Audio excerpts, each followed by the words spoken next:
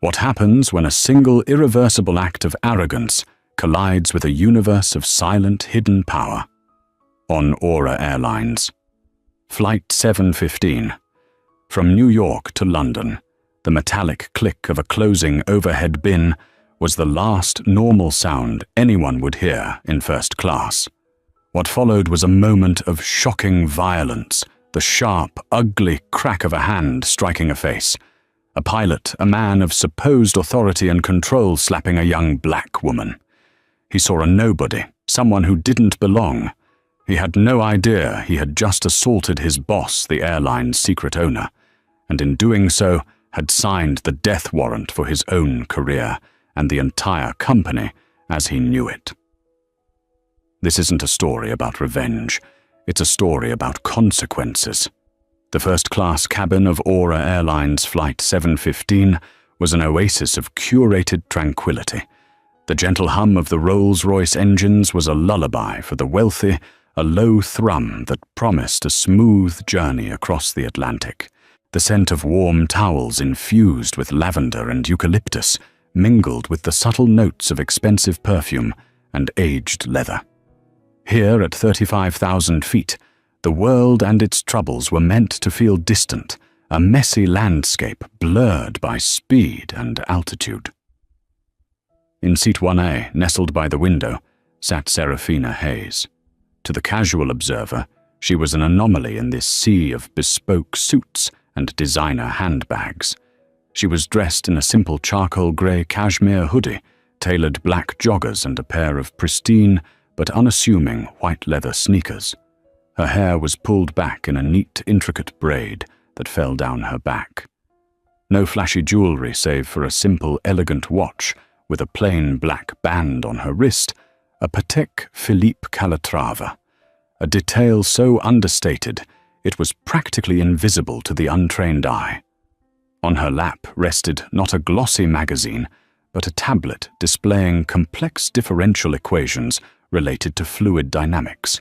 Her brow was furrowed in concentration, her finger occasionally tracing a line of code on the screen. She was 28 years old, and she possessed a stillness that was often mistaken for timidity. It was, in fact, the profound calm of a mind that operated on a different plane, a mind that had built a multi-billion-dollar empire before her 25th birthday by creating a data compression algorithm that now powered nearly every major streaming and cloud service on the planet. After selling her company, Nexus Data, for a sum that made headlines in the financial world, she had vanished from the public eye.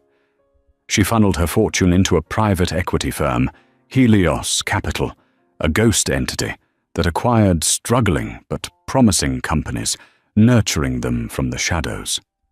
Aura Airlines was one of her biggest acquisitions. It was a distressed asset she believed in, a company she was trying to rebuild from the inside out, focusing on quality and a renewed sense of purpose. She had never set foot in its headquarters, never met its CEO in person. Her correspondence was exclusively through her lead counsel. Today she was flying as a customer, an anonymous passenger, to experience her investment firsthand. She believed you could learn more from a single flight in seat 1A than from 100 quarterly reports. A flight attendant approached her, smile polished and professional. Her name tag read, "Chloe. Miss, can I get you a pre-departure beverage? Some champagne, perhaps?" Chloe asked, her voice soft. Serafina looked up from her tablet, her focus shifting slowly. "Just some sparkling water with a slice of lemon, please. Thank you, Chloe." She had said the name unconsciously, a habit of acknowledging the person in front of her. Chloe's smile widened slightly, genuinely pleased at being seen as more than just part of the uniform. "Of course, miss. Right away." As Chloe turned to prepare the drink, a man in his late 50s with a florid face and a stomach that strained the buttons of his expensive shirt huffed as he tried to jam an oversized carry-on into the overhead bin across the aisle. It wouldn't fit. "This is ridiculous." He grumbled to no one in particular. They make these bins smaller every year. Chloe returned with Seraphina's water. Sir, I'd be happy to check that for you. It can be brought up to the gate right when we land in London. The man scoffed. And let the baggage handlers get their greasy paws all over it. This is a Louis Vuitton sweetheart. It costs more than your car. Chloe's smile tightened, but she maintained her composure. I understand, sir. Unfortunately, it does exceed the size limits for carry-on luggage. It's a safety regulation. Before the man could retort, Seraphina spoke, her voice calm, and not even looking up from her tablet. She's right. In the event of sudden decompression, an object of that mass could become a projectile. Federal Aviation Administration Regulation 121-589 is quite specific about it. The cabin fell silent. The man stared at her. Chloe looked surprised. And who the hell are you? The man snapped his face, reddening. The Air Marshal. Seraphina finally lifted her eyes. They were a deep, intelligent brown, and they held his gaze without a flicker of intimidation. I'm a passenger who prefers not to get bludgeoned by overpriced luggage. Please let the flight attendant do her job. Her tone was not aggressive, but it was laden with an unshakable finality. Humiliated and outmaneuvered, the man thrust the bag at Chloe with a sigh of theatrical defeat. Fine, whatever. Just don't scratch it. Chloe shot Seraphina a look of immense gratitude before walking away with the bag. Seraphina simply nodded and returned to her equations, the minor conflict already forgotten, a solved variable in a much larger calculation. She took a sip of her water, the small victory tasting of nothing more than lemon and bubbles. She was here to observe the mechanics of her airline in motion, the crew, the service, the hardware.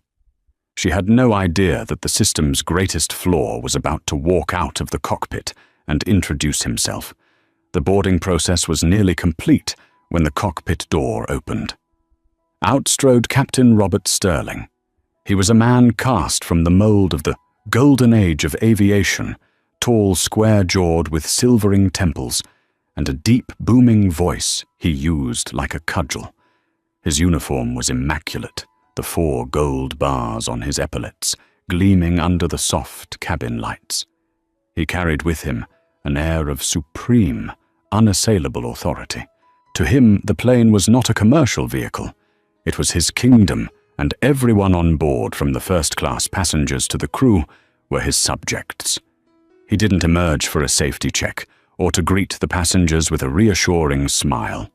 He was heading to the galley to get what he called a proper coffee, scorning the automated machine in the cockpit. As he passed through the cabin, his eyes did a quick dismissive sweep, cataloguing the passengers. His gaze lingered for a moment on the man who had argued about his luggage, giving him a slight man-to-man nod of understanding. Then his eyes fell on Seraphina in seat 10A. He saw a young black woman in a hoodie. His mind, a well-oiled machine of ingrained prejudice, made a series of instantaneous calculations. She was either a celebrity's assistant, a competition winner, or someone who had used a family member's frequent flyer miles to snag a seat where she clearly didn't belong. His lip curled ever so slightly. He had seen a slow erosion of standards over his 30 years of flying, and to him this was the perfect embodiment of it. First class used to mean something. It used to have a dress code. He noticed her tablet. He couldn't see the complex math, only the glow of a screen. Probably watching some reality show, he thought. He continued to the galley where Chloe was arranging glasses. "Chloe," he boomed, making her jump. "The coffee up front tastes like battery acid. Brew me a fresh French press. Dark roast." "Of course, Captain," she said, her professional demeanor snapping back into place. "Right away." "And what was the commotion about earlier?" he asked, leaning against the counter as if holding court. "Something about a bag. A passenger's carry-on was too large, Captain. It's been handled, Chloe said concisely, not wanting to gossip. Looked like you were having trouble. Sterling pressed. You have to be firm with these people. Give them an inch, they'll take a mile, especially the ones who aren't used to this kind of service. His meaning was clear. Chloe felt a prickle of discomfort. Everyone has been very cooperative, Captain. But Sterling wasn't listening. His attention was drawn back into the cabin. Serafina had finished her water and had placed the empty glass on the small ledge beside her seat. It was a minor breach of etiquette. The glass should have been placed on the coaster, but she was engrossed in her work and hadn't given it a second thought. To Captain Sterling, this was a nail looking for a hammer. This was the breakdown of order he so despised. He strode back into the cabin, his polished black shoes clicking on the floor. He stopped directly in front of Serafina's seat, his large frame casting a shadow over her.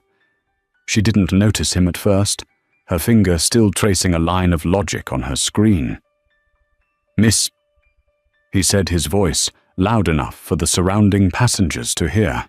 Serafina looked up, her concentration broken. She saw the 4 bars on his shoulder, the imposing figure, the stern look on his face. "Yes, your glass," he said, pointing a thick finger at it. "This isn't a bus station. We have coasters for a reason. It prevents water rings on the finish." Serafina glanced at the glass, then at the empty coaster a few inches away. A minor oversight. "My apologies," she said, her voice neutral. She reached for the glass, but Sterling was faster. He snatched the glass up. "The flight attendants are not your maids. They have more important things to do, like ensuring the safety of this aircraft than cleaning up after people who don't know how to behave." The public nature of the rebuke, the sheer condescension in his tone, was designed to humiliate. A few passengers shifted uncomfortably in their seats. The man with the Vuitton bag watched with a smirk. Serafina felt a slow burn of anger, but she kept her expression placid. She had dealt with men like Robert Sterling her entire life, men who used their slivers of authority to feel powerful men who saw her skin, color, and gender before they ever saw her mind. Screaming would accomplish nothing. It would only confirm his biases. "I have already apologized, Captain," she said, her voice dropping a register, becoming colder, more precise. "Your point has been made. I would appreciate it if you would return to your duties." This was not the response he expected. He expected flustered apologies, maybe even tears. What he got was a dismissal. She, this girl in a hoodie, was dismissing him. "My duties," he said with a low, menacing laugh, "include ensuring a comfortable and orderly environment for my paying first-class passengers. Some people, it seems, need to be reminded of the standards." "And your standards include berating a passenger over a misplaced glass." Serafina countered, her gaze unwavering. "That seems like a rather inefficient use of your time, especially during final boarding preparations." She had pricked his ego. He felt his authority being questioned in front of his passengers. His face, already ruddy, began to darken. "Listen, sweetheart," he snarled, leaning down, invading her personal space. "I don't know what kind of lucky break got you this seat, but you are a guest on my aircraft. My aircraft, my rules. You will show me and my crew the proper respect." Do you understand me? The word sweetheart was the final straw. It was a pat on the head and a slap in the face, all at once. Serafina slowly placed her tablet on the seat beside her. She stood up, a fluid, deliberate motion. She was not a tall woman, but she stood with a posture that radiated an authority far older and deeper than the kind stitched onto a uniform.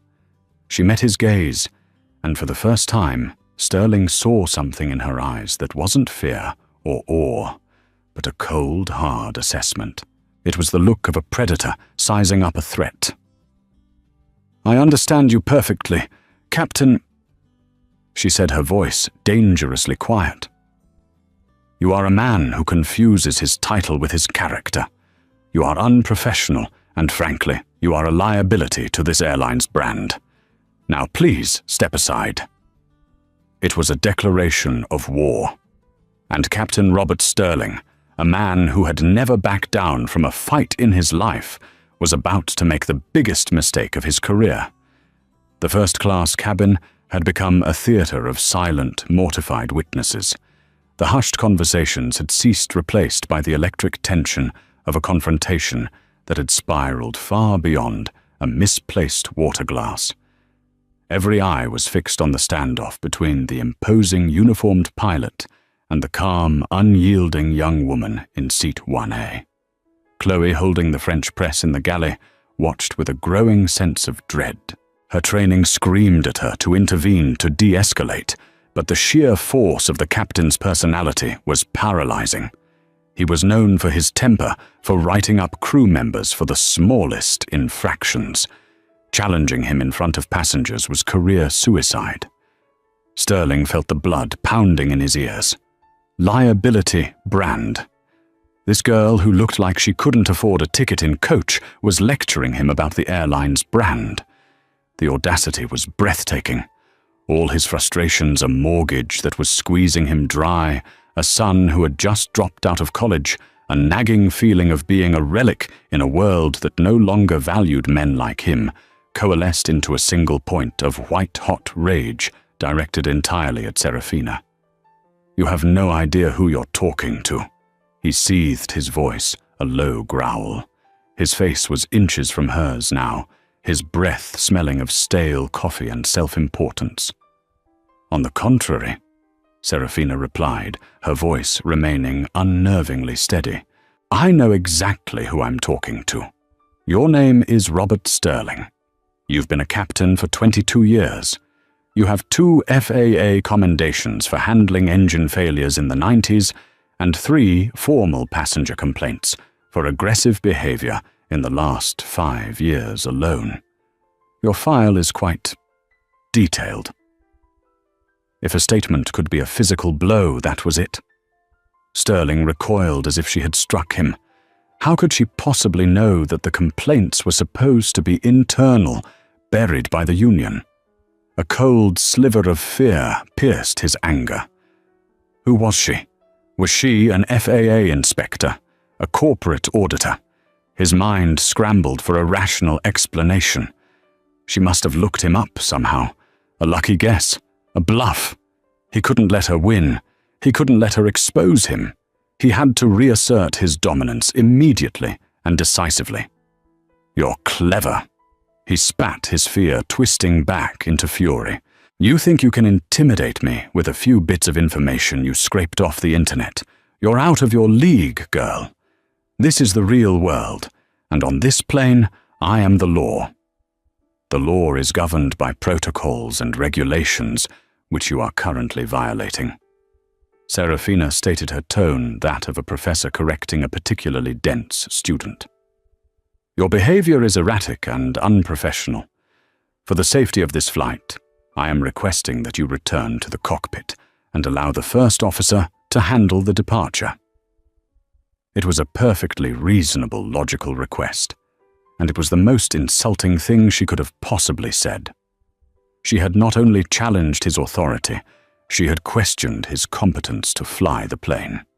She had, in his mind, tried to strip him of his very identity. Something inside Robert Sterling snapped. The sequence of events seemed to happen in horrifying slow motion. He raised his right hand, the one adorned with a chunky gold ring. His arm moved through the air, a blur of navy blue and gold. The passengers gasped a collective intake of breath. Chloe took an involuntary step forward from the galley, a small "no" escaping her lips. Serafina saw it coming. Her eyes widened, not in fear, but in disbelief. She had calculated the probabilities, analyzed his psychological profile based on his actions. She had predicted a verbal explosion, perhaps an attempt to have her forcibly removed. She had not factored in physical assault. It was an irrational variable, a catastrophic system failure.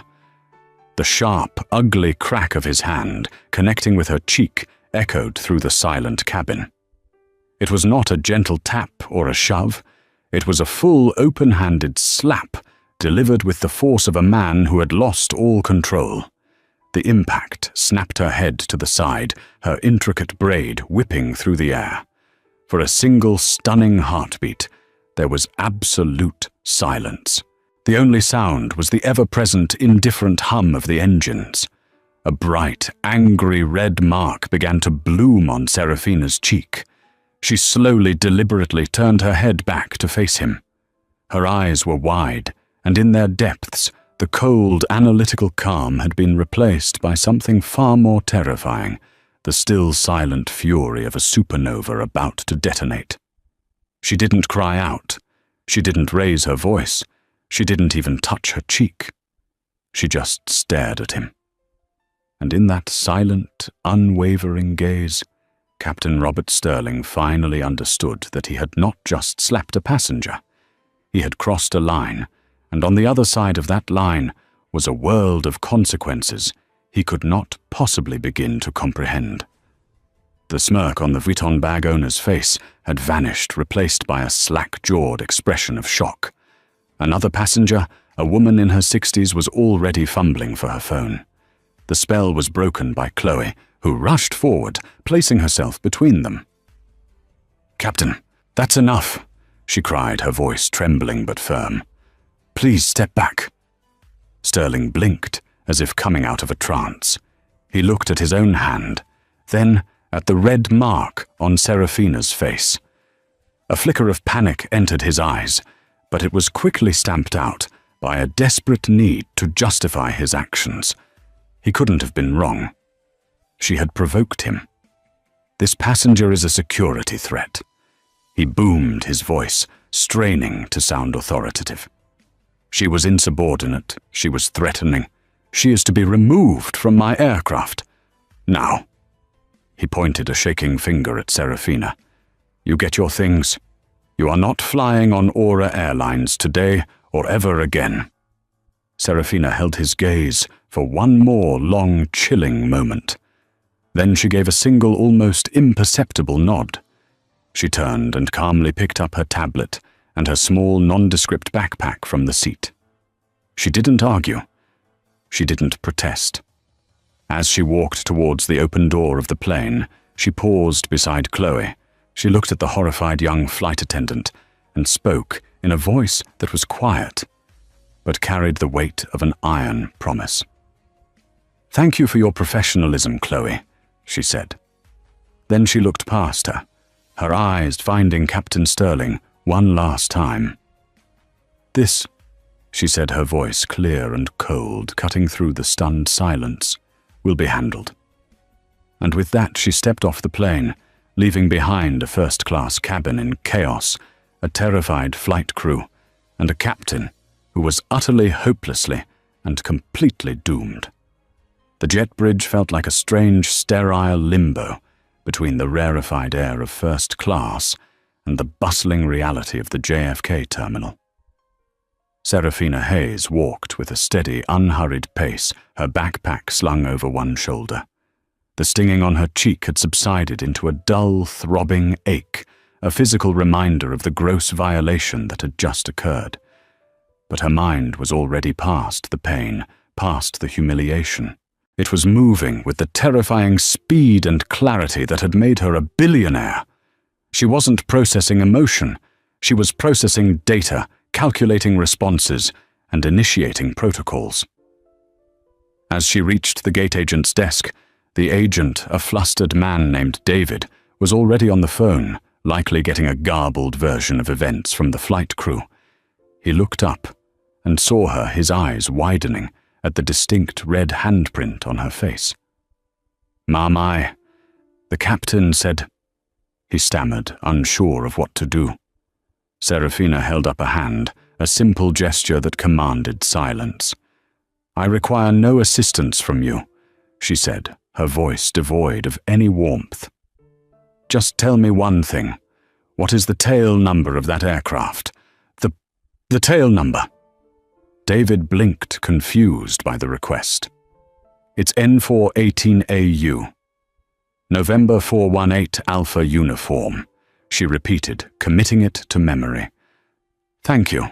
She walked away from the gate, ignoring the curious and pitying stares of other passengers. She found a quiet corner of the terminal, pulled out her phone, and bypassed her usual contacts, her thumb hovering over a single encrypted entry in her address book, Benjamin Carter. Benjamin Carter was less a lawyer and more of a weapon. He was the senior partner at the most powerful and discreet law firm in New York. He was the public face of Helios Capital, the man who handled the acquisitions, the negotiations, the liquidations. He was a man who spoke in billion-dollar figures and ironclad contracts, and whose loyalty to Serafina was absolute. He had known her since she was a teenage prodigy, coding in her dorm room. He answered on the first ring. Sarah, is everything all right? You're supposed to be in the air. There's been an alteration to my travel plans, Ben. She said, her voice a flat line of controlled fury. What happened? He asked, his tone instantly shifting from collegial to razor-sharp. I've been assaulted and ejected from Flight 715, an Aura Airlines aircraft tail number N418AU. The assailant was the pilot Captain Robert Sterling. There was a dead silence on the other end of the line. Benjamin Carter was a man who had heard everything from hostile takeover threats to government investigations, but this left him momentarily speechless. Assaulted, he finally said the word, dripping with disbelief and menace. Are you injured? Do you need medical attention? I can have a team there in 10 minutes.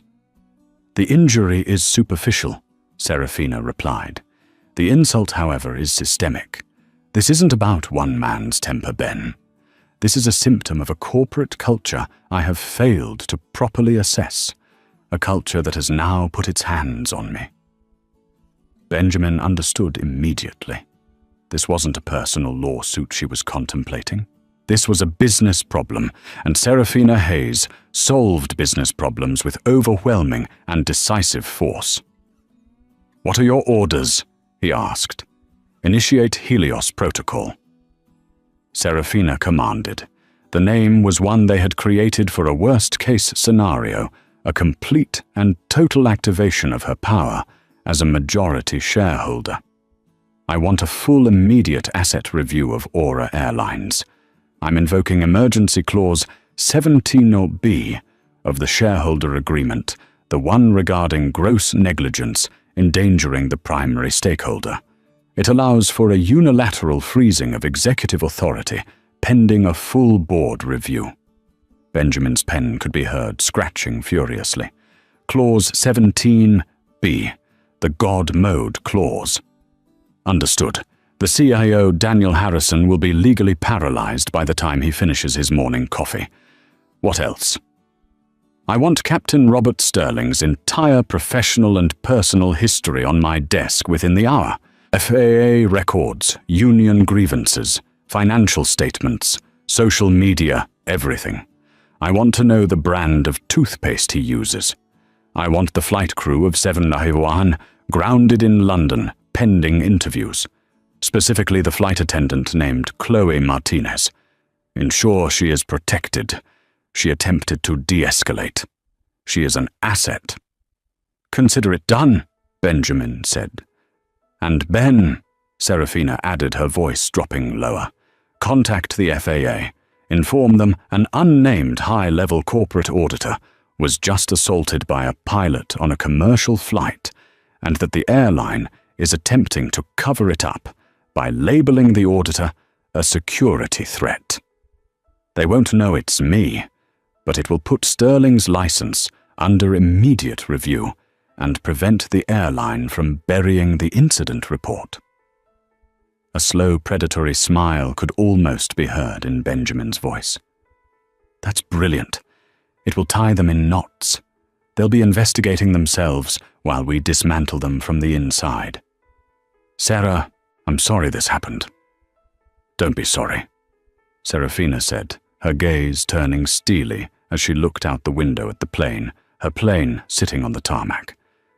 "Be effective." She ended the call. Meanwhile, on board, Flight 715, Captain Sterling was striding back to the cockpit, his chest puffed out. He had neutralized the threat, put the upstart in her place, and re-established order. He felt powerful. He felt vindicated. "Everything all right, Bob?" asked his first officer, a younger man named Mike, who had heard the commotion. "Just had to remove some trash," Sterling grunted, settling into his seat. "Some people just don't understand how the world works." He pushed the throttle forward, and the massive engines of the Airbus A350 began to spool up with a deafening roar. As the plane accelerated down the runway, lifting gracefully into the sky, Robert Sterling had no idea that he was flying a ghost ship. He thought he was the king in his castle, but he was merely a pilot in a multi-million-dollar asset that, thanks to a single phone call, no longer truly belonged to his employers. It belonged to the woman he had just slapped, and her judgment was coming far faster than the speed of sound. The next morning, London was draped in its typical grey drizzle. In a gleaming tower in Canary Wharf, Daniel Harrison, the COO of Aura Airlines, was having a spectacular day. He stood before his executive board in a room with a panoramic view of the city, his hands gesturing emphatically at a series of upward trending charts on a massive screen. "As you can see, gentlemen," he said, his voice smooth and confident, "our Q3 passenger satisfaction scores are up by 12%. Our on-time departure rates are the best in the industry. The Aura brand is not just recovering, it's soaring." Harrison was a man who lived and breathed brand identity. He was handsome, charismatic, and impeccably dressed in a Savile Row suit. He saw Aura Airlines not as a transportation company, but as a curator of luxury experiences. He was brilliant at marketing, passable at logistics, and completely oblivious to the rot that could fester in the deeper levels of his own company. He knew, of course, about the airline's silent majority owner. He knew they were represented by a notoriously ruthless firm called Helios Capital, and he knew their lead counsel. Benjamin Carter was a man you did not want to receive a call from, but the arrangement had been perfect for him. The owner remained anonymous, pouring in capital and demanding only one thing in return: results. And Harrison was delivering those results. As the meeting droned on, his personal assistant tiptoed in and placed a tablet in front of him with an urgent message, flagged in red. From legal. Subject urgent. Helios Capital. Mr. Carter has invoked Emergency Clause 17B. An emergency virtual board meeting has been called for 11:00 a.m. GMT. Attendance is mandatory. Harrison felt a jolt of ice water in his veins. Clause 17. B. He vaguely recalled his legal team briefing him on it when the Helios deal was finalized. It was a doomsday provision, something so extreme it was considered a mere formality. It effectively gave the majority owner the power to seize control of the company under extraordinary circumstances. "Excuse me," he said to the board, his confident smile faltering for the first time. "A pressing matter has arisen. We'll reconvene this afternoon." He rushed back to his office, his heart hammering against his ribs. What could have possibly happened? A plane crash? A massive FAA fine. He dialed his head of legal, a perpetually worried man named George. "George, what in God's name is happening? Helios just invoked the apocalypse clause." "I don't know, Daniel." George squeaked his voice, tinny over the speakerphone. Carter's office was impenetrable. They just said there was a catastrophic failure in operational integrity and that all executive authority is suspended until the 11 a.m. meeting. They're demanding the presence of the head of flight operations and the pilot union representative as well. As Harrison was trying to process this, another call came through. It was from his operations manager at JFK. "Mr. Harrison, sir, we have a situation. The FAA just grounded the entire flight crew of yesterday's 7:15 to London. They're citing an ongoing investigation into a pilot-initiated incident, and Captain Sterling's license has been suspended pending review."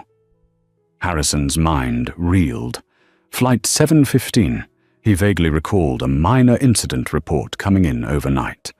The report said Sterling removed a disruptive passenger, a non-revenue flyer on a buddy pass. That's it. Standard procedure. "Well, sir," the manager said nervously, "the FAA is acting like it was something else entirely. And there's more. We have a dozen emails from first-class passengers on that flight. They're all using words like appalling, violent, and assault. Several of them recorded video. The word video made Harrison's blood run cold. Uncontrolled documentation was his worst nightmare. "Get me that video, and get me Captain Sterling. Where is he?" "He's in his hotel room in London, sir.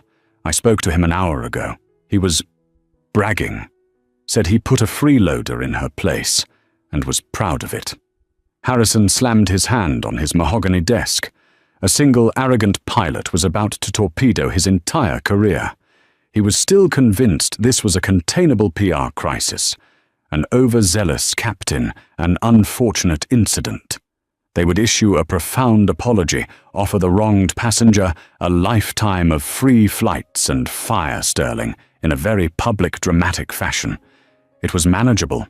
He had absolutely no idea that the disruptive passenger and the silent, all-powerful owner who had just frozen his company were one and the same person. He was walking into the 11 a.m. meeting, armed with a water pistol, about to face a tactical nuclear strike. He was a man sleepwalking into his own execution, utterly oblivious to the identity of his executioner. At precisely 11:00 a.m. GMT, a secure video conference link went live. On the screen, a dozen windows popped up, each containing the grim, anxious face of an Aura Airlines executive. Daniel Harrison was in the center, flanked by his head of legal and his COO. The head of flight operations was patched in from another office, looking pale. The pilot union rep, a bulldog of a man named Frank, looked defiant and ready for a fight. One window on the grid remained black, labeled only Helios Capital. The tension was thick enough to taste. They waited. For 2 full minutes, nothing happened. The silence was a power move designed to unnerve them, and it was working perfectly. Finally, the black window flickered to life. The face that appeared was that of Benjamin Carter, seated in a minimalist office with a view of Central Park behind him. He looked calm, rested, and about as friendly as a shark. "Good morning, gentlemen." Benjamin began, his voice smooth as silk and just as strong. "Thank you for joining us. We are here today because of a catastrophic incident that occurred yesterday on Aura Airlines Flight 715, an asset of my client." Daniel Harrison immediately jumped in, adopting his most conciliatory, in-control CEO voice. "Benjamin Daniel Harrison here. Let me be the first to say that we are taking this matter with the utmost seriousness. The actions of Captain Sterling were unacceptable, and I can assure you that we have already begun the process of terminating his employment. This was an isolated incident, the regrettable action of one bad actor." Benjamin held up a single manicured finger, and Harrison's voice trailed off as if he'd been muted. "Daniel," Benjamin said, his tone chillingly polite, "you will speak when I invite you to speak. Right now you will listen. You seem to be under the misapprehension that this is a negotiation or a damage control session. It is not. This is a debriefing on the failure of your leadership and the subsequent restructuring of your company." The union rep, Frank, bristled. "Now hold on a minute. Captain Sterling is a 30-year veteran. He's entitled to due process. We haven't even heard his side of the story." "His side of the story is irrelevant," Benjamin cut in sharply. Because we have something better. We have video." He shared his screen. The shaky but horribly clear cell phone footage filled the virtual meeting room. They all watched in stunned silence. They saw Captain Sterling lean in. They saw him snarl. They saw Serafina stand up to him. They heard her calm, precise takedown of his professional record. And then they saw the slap. The sickening crack was audible even through the laptop speakers. A collective groan went through the executives. Harrison buried his face in his hands. It was infinitely worse than he had imagined. As you can see, Benjamin continued removing the video. This was not a disruptive passenger. This was a gross abuse of power, a physical assault, and a complete failure of every protocol your airline purports to uphold. The passenger in question was calm, rational, and was, in fact, attempting to de-escalate your captain's unhinged tirade. Harrison saw his opening, a chance to show he was on the right side. "This is indefensible," he said, his voice filled with theatrical outrage. "Aura Airlines has a zero-tolerance policy for this. We will, of course, be reaching out to the victim to offer our deepest apologies and a comprehensive compensation package." Benjamin Carter smiled. It was not a pleasant sight. "I'm glad you brought that up, Daniel, because my client felt it was important that you deliver your apology to her directly. She has decided to join this meeting." A sense of confusion rippled through the executives. Why would the victim of the assault be in a high-level emergency board meeting? Another window on the grid, previously black, flickered on. The camera activated, revealing the face of Serafina Hayes. She was in what looked like a home office, a simple white wall behind her. She wore a plain black turtleneck. The lighting was perfect, and it did nothing to hide the faint, yellowish-purple bruise that was now visible on her left cheek. Daniel Harrison stared at the screen. His brain stuttered. He recognized her instantly from the video. The woman in the hoodie. The victim.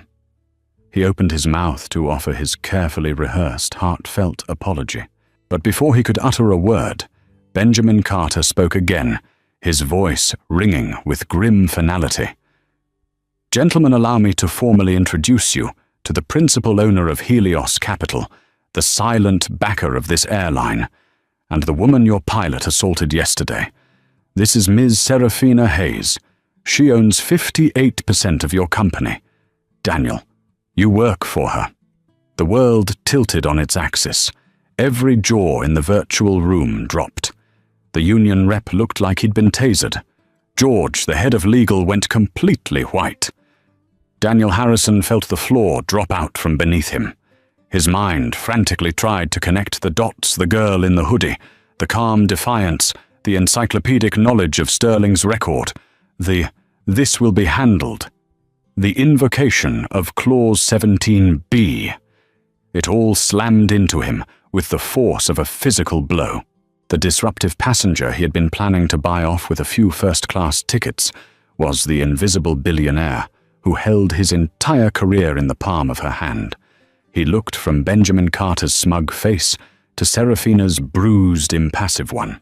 The polished, charismatic CEO persona dissolved, replaced by the raw, primal fear of a man staring into the face of his own professional ruin. He had not just failed his company. He had allowed his company to physically assault its own queen. For a full 30 seconds, the only sound in the virtual meeting was the frantic, panicked breathing of a dozen executives. They were all staring at the face of Serafina Hayes, a face they had seen only moments before in a grainy video, a face they now understood represented the ultimate authority.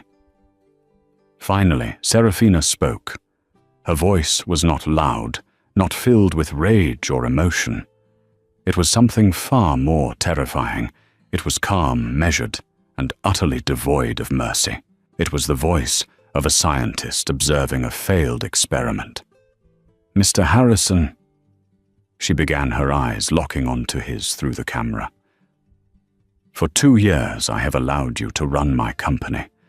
I have read your reports, listened to your optimistic projections, and approved your budgets. I trusted that the culture you were building, the aura of excellence you so fondly describe in your press releases, was more than just marketing copy. She paused, letting the words hang in the air. Yesterday I learned that it is a lie. A dangerous, toxic lie. She turned her head, slightly making sure the bruise on her cheek was fully visible.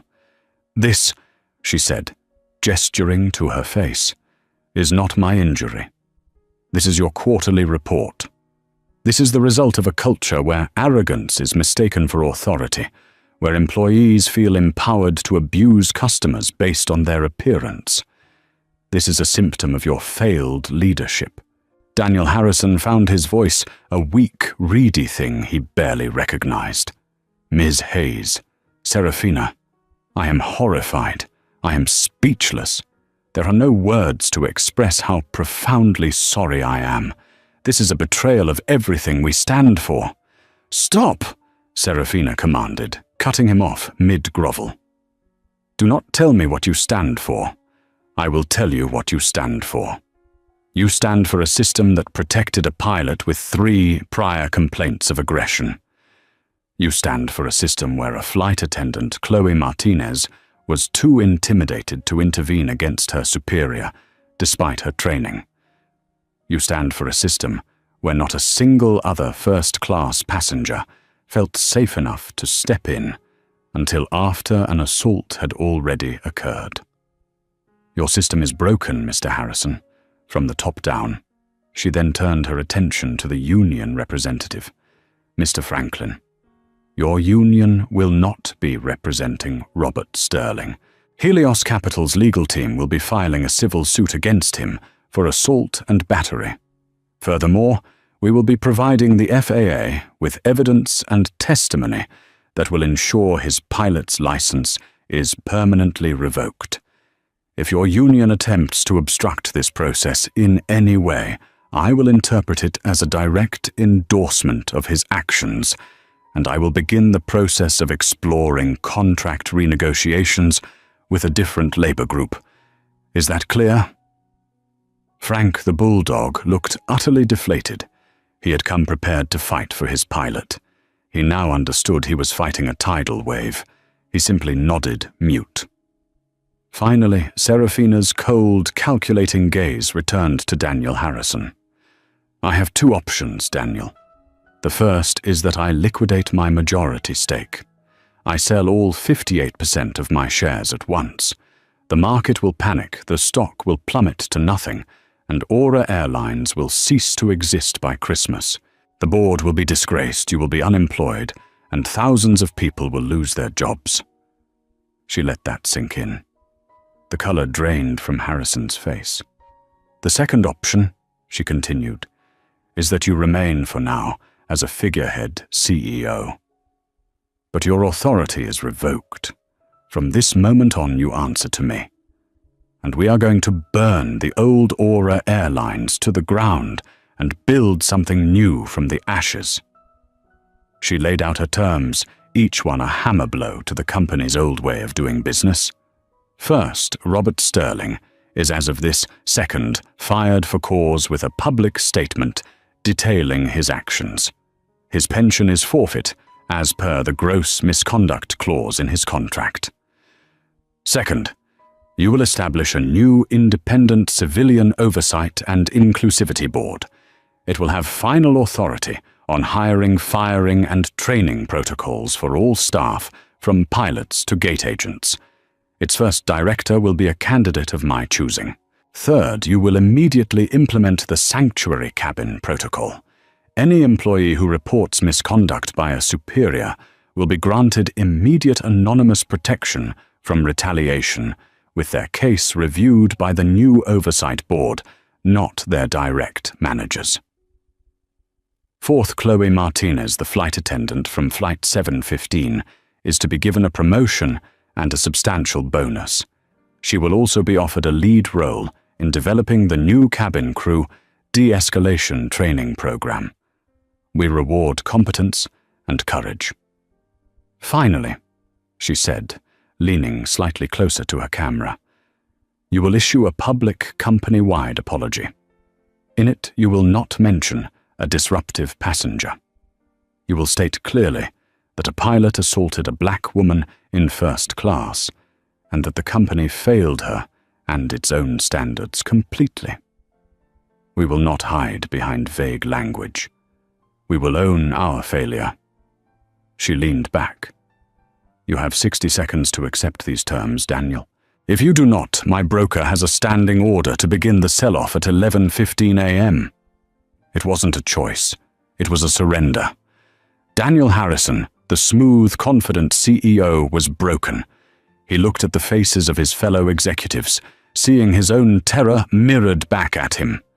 They all knew their careers, their fortunes, their entire professional lives now depended on the will of the woman in the black turtleneck. "We accept," Harrison croaked his voice, barely a whisper. "We accept all of your terms." Serafina Hayes gave a single sharp nod. The cold, analytical expression returned to her face. The reckoning was over. The reconstruction was about to begin. The fallout was immediate and brutal. Within an hour, Aura Airlines released a press statement that sent shockwaves through the industry. It was unprecedented in its honesty and self-incrimination. It named Captain Robert Sterling, detailed his assault on an unnamed black female passenger, and announced his immediate termination and the company's full cooperation with both civil and federal investigations. For Robert Sterling, the news came not from the company, but from a CNN alert on his phone as he sat in his London hotel room drinking a whiskey and feeling sorry for himself. He saw his own name, his picture next to the words "assault, disgrace, and terminated." His 30-year career had been executed in a single paragraph. His union, the one he had paid dues to his entire life, sent him a terse email stating that due to the extraordinary circumstances, they would not be representing him. He was alone. The phone began to ring. Reporters, old colleagues, his horrified wife back in Connecticut. He didn't answer. He just stared at the wall, the full weight of his colossal miscalculation finally crushing him. He hadn't disciplined a freeloader. He had punched the sun. Back in New York, Serafina worked with the precision of a master architect, redesigning a condemned building. Benjamin Carter's legal team descended on Aura's headquarters not as adversaries, but as the new authority. They papered over the old executive structure, implementing Serafina's new protocols with ruthless efficiency. The Civilian Oversight and Inclusivity Board was formed within a week. Its new director was Dr. Anya Sharma, a renowned sociologist and expert on corporate culture, whom Serafina had tried to hire for her first company years ago. Dr. Sharma was given a blank check and an ironclad mandate: fix this. Chloe Martinez received a call that she was sure was a mistake. It was from the office of the CEO. Trembling, she took the call, expecting to be fired for her role in the incident.